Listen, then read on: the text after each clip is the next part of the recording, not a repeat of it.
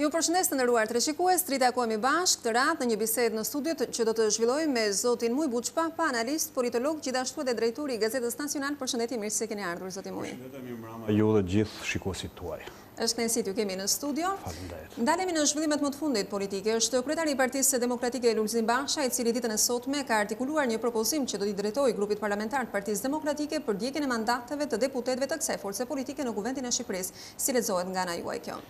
Po është një formë protestës edhe bojkoti i parlamentit apo dhe Djegia, si thuhet ndryshja e mandateve, është një formë protestës, është një formë protestës legale. Natyrisht që bën një farë radikalizimi të situatës politike, e vë në diskutim edhe vetë sistemin pluralist me cilën janë ndërtuar themelet e kësaj shoqërie këtu e 30 vjet më parë, por mendoj se gjatë ballafaqimit që Partia Demokratike pati gjatë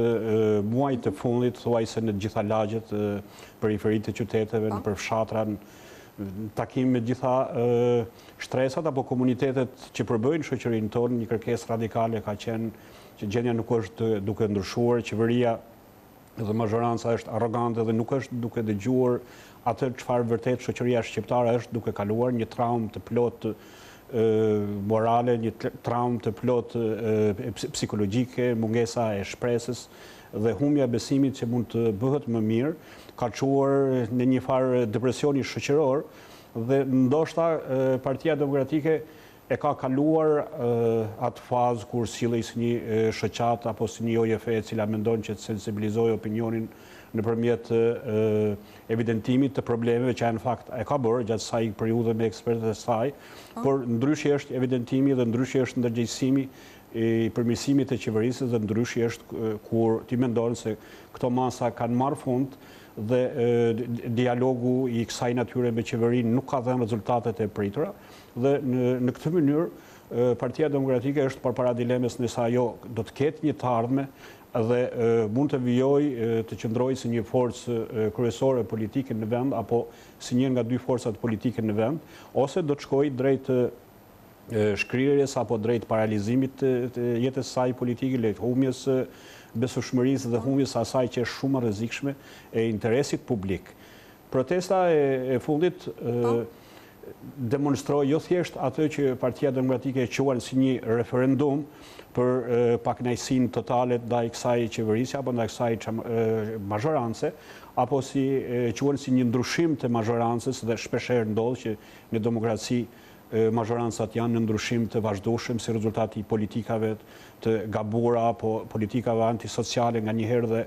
antipopullore që e çojnë në zgrip jetën e shoqërisë të individit dhe sidomos të një pjese të shoqërisë shqiptare që është identifikuar me opozitën apo që edhe e kanë identifikuar sistematikisht gjatë këtyre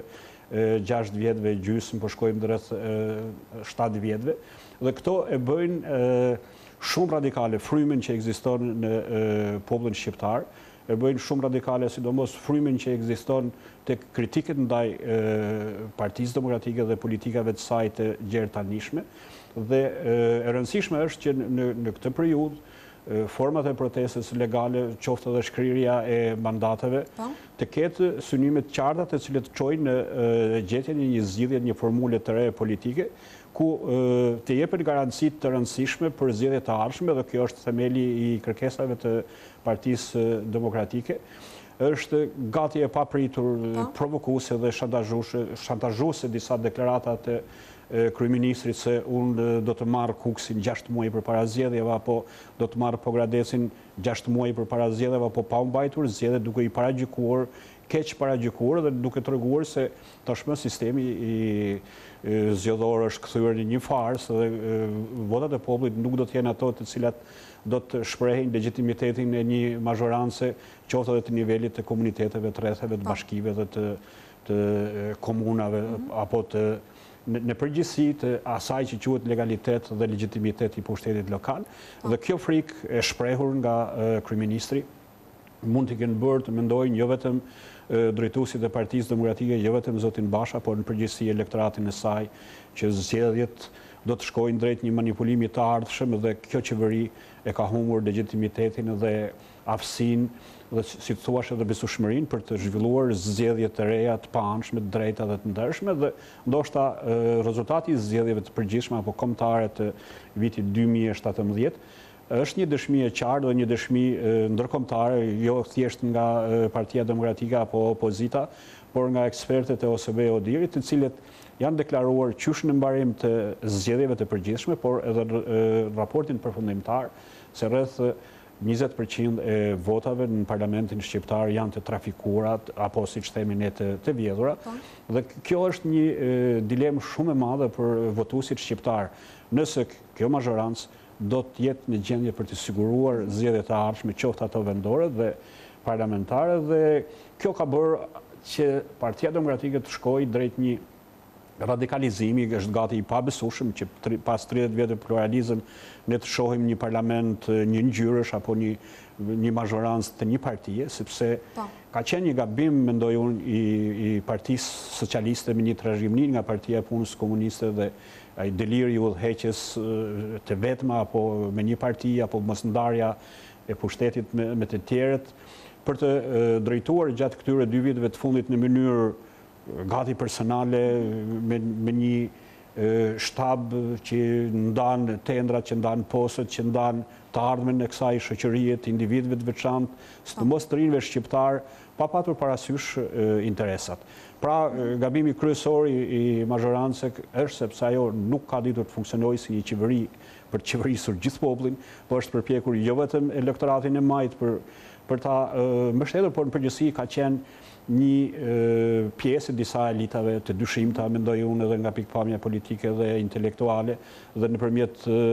mënyrave po kaq të dyshimta, siç po dalin edhe raportet e fundit të korrupsionit dhe të vjedhjeve masive apo vjedhjes nëpërmjet letrave të dyshimta e tjerë, të cilat tregojnë se kjo mazhorancë ka humbur jo vetëm sensin e frikës së popullit, por edhe frikën e ligjit, frikën e ndëshkimit,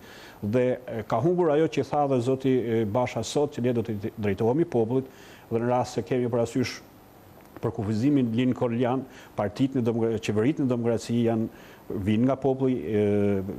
për popullin, prej popullit, dhe që më vonë filozofët dhe politikanët kanë shtuar që i përgjigjen edhe popullit. Mendoj që 3 këto eksponent të përkufizimit të demokracisë e kanë humbur kuptimin e tyre dhe si të qëndrojë Partia Demokratike në parlament edhe të vijojmë ato format e veta të pa rezultat, ashtu edhe të baj fjalime apo retorika të cilat s'kanë dhënë asnjë zgjidhje, nuk do të ishte nuk do të kishte një rezultat, dhe kjo mendoj që do t'i vëjnë në mendime jo vetëm mazhorancën, jo vetëm kryeministën dhe njerëzit rreth tij, por edhe faktorin ndërkombëtar, se në Shqipëri punët janë duke shkuar keq edhe më keq, varfëria është ndrruar si një epidemi, e cila ka vënë përpara ekzistencës shumicën e popullit shqiptar, sidomos pjesën e inteligjencës, pjesën krijuese, pjesën të cilat i kanë shërbyer demokracisë dhe shtetit demokratik gjatë 30 viteve të fundit, dhe e shohen veten të poshtruar, të braktisur, pa pasur asnjë lloj burimi jetese, dhe këto janë elemente të një shoqërie e cila i ka humbur shpresat për ta rregulluar situatën dhe jo thjesht mirëqenien, por edhe ekzistencën nëpërmjet mjeteve legale, dhe mënyra se si demonstruesit gjatë ditës së djeshme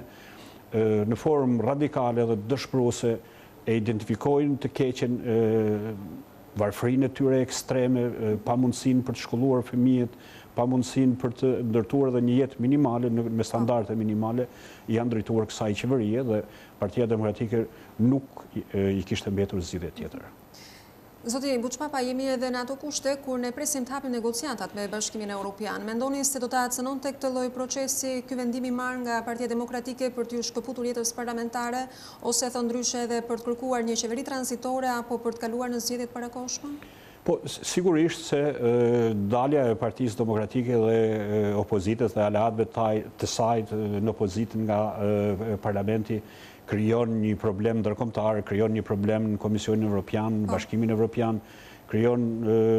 një problem të kalatet ta ndërkombëtare, Shtetet e Bashkuara të Amerikës. Cënohet procesi integrimit të Shqipërisë në këtë rast? Sigurisht që është tërësisht i cënuar dhe është tërësisht i pamundur që në këtë moment kur Basha ka deklaruar se ne do të dalim nga parlamenti, tashmë nuk mund ta marrë seriozisht kush Shqipërinë dhe janë detyruar të kthejnë syt nga Shqipëria, të shohin realitetin dhe nuk mundet që ndërkombëtarët të vijojnë të sponsorizojnë ecjen përpara të procesit të integrimit të identifikuar me një qeveri që ja ka kthyer shpinën popullit shqiptar dhe shoqërisë shqiptare dhe është duke krijuar retorik pas retorike dhe duket sikur kur i dëgjon oratorët e qeverisë të gjitha niveleve, gjerë të kryeministrit, duket sikur këta njerëz kanë ardhur sot në pushtet dhe i dëgjojnë për herë të parë apo identifikojnë për herë të parë këto probleme, ndërkohë që këto janë probleme të sipërfaqshme, janë të dukshme, biles janë, si thua, kërcënuese për shoqërinë tonë. Dhe ky lloj indiferentizmi edhe i faktorit ndërkombëtar për t'i parë problemet nuk e ka ndihmuar Shqipërinë për të ecur përpara dhe për të gjetur një konsensus çfarë do të ishte e natyrshme në demokraci brenda parlamentit ku është aula e bërjes së politikës. Por ndoshta tani do të jenë të detyruar për të hequr dorë nga ajo retorika që edhe në rast se nuk hynin në zgjedhje, ne do t'i bëjmë zgjedhje të veçantë, siç ka qenë një retorikë e gabuar, mendoj unë, para 2 vjetësh, apo siç ishte sot një zëdhënësja e qeverisë që thoshte që nuk ka ndonjë problem, zonja Spiropali, ata njerëz që marrin rrogat kod dhe tani nuk do ta ndotin parlamentin. Kjo nuk mund të konceptohet jo për një zëdhënëse qeverie, por as pak për një njeri normal, një qytetar normal, aq më pak për zonjën Spiropali, e cila është edukuar dhe shkolluar në Perëndim, ku bazat e pluralizmit dhe sistemit pluralist janë të bazuara tek shoqëria lirë, tek zgjedhja lirë, tek pozita dhe opozita, dhe nuk ka më konceptet vjetra reminiscenca të skaluarës që ne mund të qeverisim edhe të vetëm, qendlet lehin, karvani tec përpara e tjerë, sloganet e cilat i përkasin partisë punës dhe kjo e acaron shumë popullin shqiptar dhe është duke ngritur në revolta masive dhe në rast se nuk do të kemi një shqyrtim të situatës, në rast se nuk do të kemi një qëndrim normal të mazhorancës që të thras opozitën dhe të kërkojë zgjidhjet më të mira për të dhe të gjejë zgjidhjet të cilat do ta tërheqin opozitën në zgjedhjet e ardhshme vendore, vendi do të shkojë nga njëra krizë në tjetrën dhe ajo do të dëmtojë jo vetëm sistemin pluralist, por do të dëmtojë edhe vetë demokracinë. Ky vendimi i papritur i artikuluar si propozim nga ana e kryedemokratit Lulzim Basha sigurisht ka rënë edhe në veshin e Lëvizjes Socialiste për Integrim, një nga aleatët opozitar të Partisë Demokratike, ndërkohë që mungon një reagim nga ana e kësaj force politike. Ne kemi kontaktuar deputet të LSI-së, në fakt kanë thënë që nuk kemi marrë asnjë lloj konfirmimi nga kryetaria jonë Monika Kuremadi, ndërkohë që reagimi i fundit dhe i vetëm i saj ka qenë atakimi ndaj qeverisjes së Ramës. Si e komentoni ju? Po në përgjithsisht Lëvizja Socialiste për Integrim apo LSI-ja është një parti që nuk nxitohet pa mbledhur forumet apo pa bërë një vendim siç e quhen ajo legjitim, po kështu edhe zoti Basha nuk tha që mora unë vendimin, po tha që unë do t'i propozoj, por bëri paralajmëroi një akt, një vendim politik i cili besoj që do të ketë mbështetje të plot nga grupi parlamentari i Partisë Demokratike. Pra, mendoj që edhe LSI-ja do t'i bashkohet vendimit të Partisë Demokratike dhe grupit të saj parlamentar. Megjithëse nuk ka qenë dakord në fakt për ta bërë këtë kohë më parë, paktën siç janë deklaruar fillimisht. Zonja Kryemadi është ndër më radikalet nga pikpamja e fjalorit edhe, si mund të themi, e retorikës antiqeveritare, personalisht ndaj kryeministit, kryetarit të Partisë Socialiste dhe shpesh herë partitë e vogla e quajnë në pjesëmarrjen në parlament si moment që të bëjnë politikë, apo të rriten, apo të zgjerohen, apo të gjejnë përfitimet e asaj pjese që që lënë opozita kryesore, po është një moment i cila do të shprehë se kush është opozita e vërtet. Në rast se LSI-ja do të anashkalojë këtë vendim apo do ta lërë të vetme Partinë Demokratike, atëherë do të humbte shumë pikë në elektoratin shqiptar, qoftë në atë elektorat të majt opozitar, po edhe në tërësi elektorati i majt i cili gjithnjë më pak po identifikohet me Partinë Socialiste për shkak të masave të saj antipopullore. Pra, kjo do të ishte një humbje për LSI-n dhe për leadershipin e saj, në rast se nuk do t'i bashkohej vendimit të grupit parlamentar të Partisë Demokratike. Kemi dhe një parti tjetër, e cila megjithëse nuk përfaqësohet me mandate në Kuvendin e Shqipërisë, pasi 3 deputet të saj, Partia Drejtësi, Integrim dhe Unitet, janë bashkuar tashmë mazhorancës qeverisëse, e ka mbështetur këtë lloj propozimi për vendim që duhet marrë Partia Demokratike. Po këtë si e komentoni? Po, zoti Idrizit duket që ka ardhur domethënë nga një betejë gati i shpartalluar me elektorat të shpërndar dhe të pa identifikuar, me antarët e grupit të parlamentar tashmë të kaluar tek Partia Socialiste dhe mendoj që nuk ka shumë rëndësi se çfarë vendimi do të marrë zoti Idrizi, por në thelb në parim ai identifikohet me opozitën, tashmë kohët e fundit apo muajt e fundit është rreshtuar në krah të opozitës dhe kjo është më mirë një zë pro-opozite se sa një zë kundër saj. Dhe në këta aspekt besoj që edhe zoti Idrizi do t'i bashkohet me strukturat e veta dhe do të bëjt mundur që edhe ai të rivendos situatën në partinë e tij dhe ta bëjë një parti jo nga një inekzistencë që është tani një parti e cila mendon që të përfaqësojë jo vetëm elektoratin e saj, komunitetin çam, por në përgjithësi shqiptarët e cilët duan një ndryshim radikal, që duan një ndryshim me të cilën të vendoset drejtësia dhe barazia e votës, zgjedhjet e lira dhe të ndershme, të cilat janë kanceri i shoqërisë shqiptare dhe i pluralizmit shqiptar dhe i demokracisë shqiptare. Deformimi i saj ka çuar gjithnjë në përplasje të mëdha dhe ngjarje siç janë ato të vitit 1997 dhe në përgjithësi elektorati shqiptar, elitrat kulturore shqiptare nuk duan që të shohin vendin të shkasë edhe një herë në anarki dhe në shkatrim të shtetit, të institucioneve të tjerë, dhe e vetmja mënyrë është për të ulur dhe për të debatuar mbi ato kërkesa që ka bërë Partia Demokratike. Ndoshta mund të duket e padrejtë mazhorancës, ajo e mendon veten në pushtet si legjitimit për shkak të zgjedhjeve të mbajtura në qershor të vitit 2017, por unë mendoj se është një rast për këtë mazhorancë që të zgjedhë në mes të bllokimit të procesit të integrimit, në mes shkatrimit të imazhit të Shqipërisë dhe në përgjithësi futjes së vendit në një kolaps të plotë ekonomik që do të ishte shkatrimtare jo vetëm për demokracinë, por edhe si për marrjen e lirë, ekonominë e tregut, dhe gjitha do të kishim një stupim dhe gjetjes së një gjuhë të përbashkët me Partinë Demokratike. Unë mendoj se pavarësisht nga dallimet politike, nga pikpamjet të ndryshme politike që ka e majta dhe e djatha në Shqipëri, nga njëherë duken edhe në pozicione ekstreme dhe në frym konfliktualiteti, kur është puna për të bashkëpunuar për interes kombëtar dhe për çështjen kombëtare, du t'i lëmë një nën këto dallime. Zoti Mu, jemi vetëm pak muaj përpara zhvillimit të një procesi elektoral administrativ, do të zgjidhen krerët e bashkive në për të gjithë bashkitë e vendit tonë.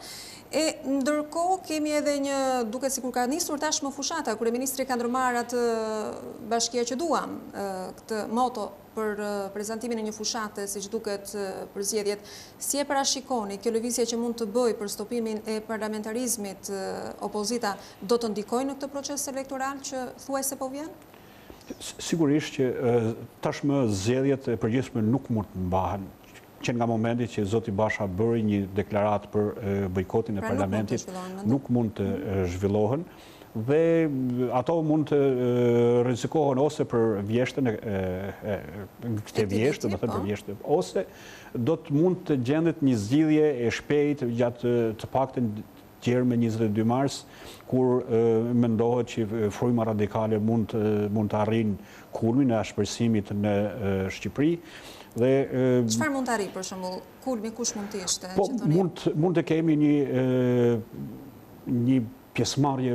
masive të popullit shqiptar, do të thënë në Tiranë, por në gjitha sheshet e Shqipërisë, në gjitha rrugët. Kjo frymë radikale e opozitës do të përcillet tek gjithë qytetarët, të gjitha grupet e interesit, dhe do të bëhet një paralizim i